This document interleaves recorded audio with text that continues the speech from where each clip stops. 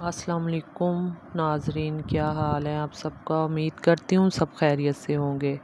आज मैं जिस मौजू पे आपसे बात करूँगी वो बच्चों की पढ़ाई के सिलसिले में है, यानी कि उनकी रहनुमाई करनी चाहिए, उनकी हौसला अफजाई नाकामी की सूरत में भी।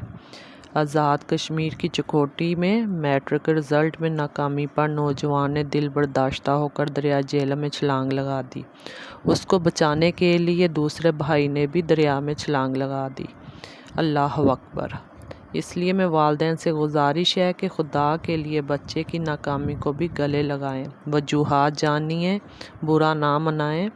अपनी औलाद को मौका दीजिए, जैसे उनकी कामयाबी पर उनको मुबारकबाद देते हैं और ख़ुशी का एहतमाम करते हैं, ऐसे ही उनकी नाकामी पर भी उनको हौसला दीजिए, उनका सहारा बने और मुस्तकबिल में ज़िंदगी के इम्तहानात की तैयारी के लिए उनका साथ दें।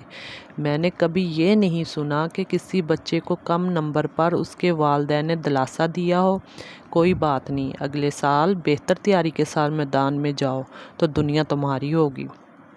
किसी भी बच्चे को फेल होने पर ना ही रिश्तेदारों ने हौसला अफजाई की है, बल्कि उल्टा लान तान किया है। हमारे यहाँ हिम्मत और हौसले का फुकदान है ही नहीं। हम नाकामी को ज़िंदगी की नाकामी समझ बैठते हैं। इन्हें बिठाकर कभी कहा गया कि बेटा कोई बात नहीं, कामयाबी और नाकामी ज़िंदगी का हिस्सा है।